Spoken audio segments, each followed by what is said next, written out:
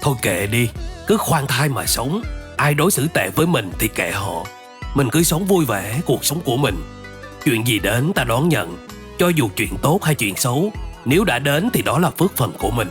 Không trốn tránh cũng không chống đối. Hãy tìm cách sống chung một cách hài hòa nhất. Ai gieo gì thì sẽ gặt nấy thôi. Bây giờ chưa gặt, tương lai sẽ gặt.